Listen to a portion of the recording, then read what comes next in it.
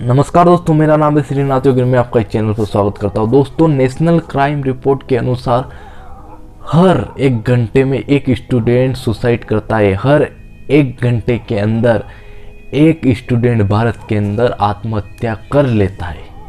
और सिर्फ ये आंकड़ा अगर उन्होंने निकाला पूरे साल का, तो 24 घंटे के अंदर 24 सुसाइड, यानी एक दिन में 24 से ज़्यादा सुसाइड स्टूडेंट करते हैं, बच्चे करते हैं। 24 से ज़्यादा, लेकिन कम नहीं। दोस्तों, ये सुसाइड करते क्यों है? आपने कभी इसके पीछे का कारण जानने की कोशिश की?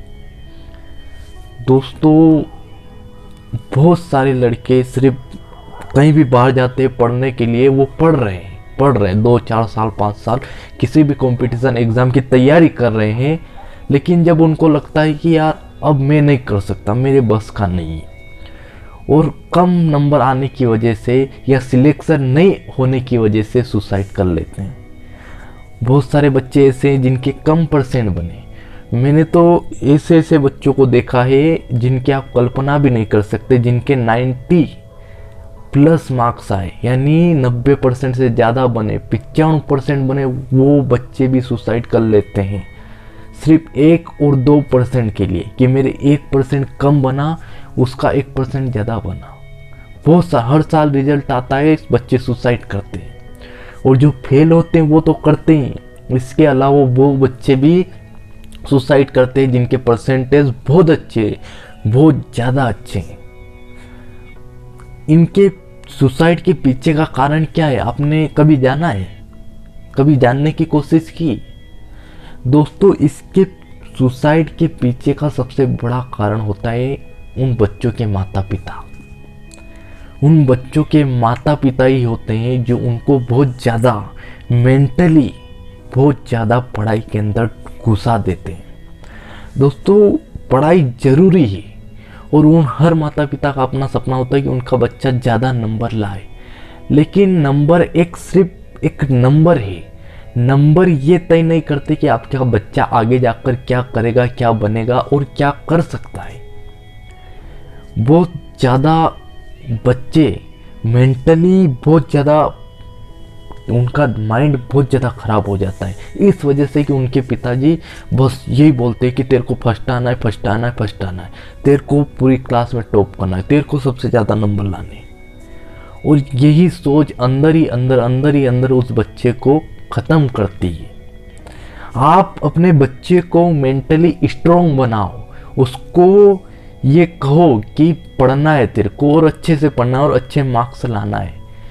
अगर आपके बेटे के कम मार्क्स आ गए तो उससे कोई ये तय नहीं हो जाता कि आपका बच्चा आगे कुछ नहीं करेगा और बहुत आगे नहीं जा सकता। बड़े बड़े बिजनेसमैन हैं, बड़े बड़े IAS ऑफिसर है, पुलिस वाले हैं, जिनके परसेंटेज कम थे 10th में 12th में, जिनके मार्क्स बहुत कम थे, और वो एक अच्छी जॉब पर है और एक अच्छी जॉब उन्होंने की है।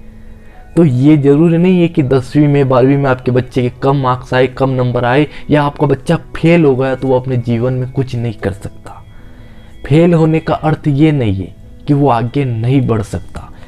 फेल होने का अर्थ ये है कि उसको एक और मौका दिया जा रहा है, वो फिर एक और कोशिश करे। वो अगली कोशिश में तो पास हो ही सकता है, उसके पास तो और समय है करने के लिए। अगर उसी बच्चे को आप बहुत ज़्यादा प्रेशर डालोगे कि तेने कम परसेंटेज बनाए, या तेने बहुत ज़्यादा कम परसेंटेज या कम नंबर लाया या फेल हो गया, तो उसको पूरी फैमिली वाले उस पर दबाव डालते हैं। अब बच्चा है, बच्चे के अंदर इतनी ज़्यादा समझ नहीं होती, बच्चा सिर्फ बच्चा ही होता है। अब उसको पता नहीं सही गलत क्या होता है, और सुसाइड कर लेते, आत्महत्या कर लेते। तो आप अपने बच्चे को इतना ज़्यादा मेंटली फोर्स भी मत डालो कि वो कुछ गलत कदम उठा ले। अगर बच्चा नहीं होगा आपका, तो फिर आप क्या करोगे? अगर आपके बच्चे ने गलत कदम उठा लिया, सुसाइड कर लिया, तो आप क्या करोगे? क्या उखाड़ लोगे आप फिर किससे बोलोगे कि अच्छे परसेंट ला, अच्छे मार्क्स ला? आप तो खुद यही चाहते हो कि आपका बच्चा आगे बढ़े, यही चाहते हो। आप ये चाहते हो कि आपका बच्चा आगे बढ़े, तो आप अपने बच्चों का सपोर्ट करिए, उसे निराश मत करिए। कम परसेंटेज बने तो उसको इस तरह मत करिए कि तेरे कम क्यों बने, उसके ज़्यादा क्यों बने।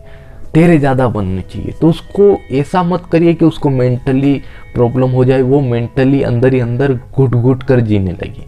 उसको एक मोटिवेशन की आवश्यकता होती है, उसको आपके सपोर्ट की आवश्यकता होती है। आप उसका साथ दीजिए, उसे समझाइए, उसे साथ में बैठकर सिखाइए, बताइए कि तूने क्या गलत किया, तू किस तरह से कर सकता था। उस पर दबाव मत डालिए, आप उसको एक फ्रेंड की तरह रिलेट कीजिए कि वो किस तरह कुछ कर सकता है। वो बहुत सारे लड़के बाहर जाते हैं पढ़ने के लिए, बहुत सारे कोचिंग की तैयारी करते, कंपटीशन एग्ज़ाम की, 2 साल 3 साल तैयारी की, नंबर नहीं आए, सिलेक्शन नहीं हुआ, सुसाइड कर लिया। भाई आपकी फैमिली ने आपको बाहर भेजा तो आपने क्या किया जाकर? आपका सिलेक्शन नहीं हुआ, कोई दिक्कत नहीं, वापस घर आ जाते। घर आने में आपका कौन सा नुकसान हो रहा था? घर आने में आपको कोई ज़्यादा नुकसान नहीं हो जाता। और आपके पिताजी जो आप कितनी मेहनत करते हैं, मजदूरी कर करके आपको पैसा देते हैं कि वो मेहनत कर रहा है, वो कुछ कर रहा है, और उसने वहाँ सुसाइड कर लिया। अब अपने माता पिता, अपने भाई, अपने बहन, उनके दिल पर क्या बीतेगी जब आप कुछ ऐसा काम कर लोगे? सिलेक्शन नहीं हुआ, कोई दिक्कत नहीं, हर व्यक्ति अपने जीवन में कुछ न कुछ काम तो कर ही लेता है, आप भी आके कर लेना, कोई दिक्कत नहीं।